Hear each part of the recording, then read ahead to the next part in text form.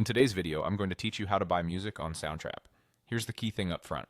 Soundtrap isn't a store for buying songs. Instead, it's a music creation platform where you make your own tracks using royalty-free loops and instruments, then export your finished song as an audio file you can share or release. I'll walk you through the exact flow so you can confidently get your music out of Soundtrap and into the world. Start by heading to the Soundtrap website for music makers. Once you're on the homepage, look for the Login button. Click that to access your account. On the login page, choose Login with Google. This uses your Google credentials to connect securely.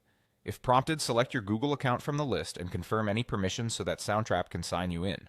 If the page seems stuck, give it a moment or ensure your browser isn't blocking the sign-in window. After you're logged in, you'll land on the Soundtrap home area. Navigate to Projects. This is your library where all your sessions and songs are saved. Find the project that contains the song you're ready to export. When you hover over or tap on your project, you'll see a three dots menu. Click those three dots to open more options for that specific project. From the menu, choose Export. This tells Soundtrap you're ready to render the audio version of your song, combining all the tracks, loops, and instruments into a standard sound file. You'll be presented with format choices. Select MP3 audio file to create a small, universally compatible file that's easy to share. If you prefer maximum quality, you can also export as WAV, which is uncompressed and ideal if you're sending your track to mastering or uploading to distributors that recommend the highest fidelity. OGG is another option, but MP3 and WAV are the most common choices, with WAV generally being best for distribution and archiving. Once the export finishes, your file will download to your computer, typically in your default downloads folder.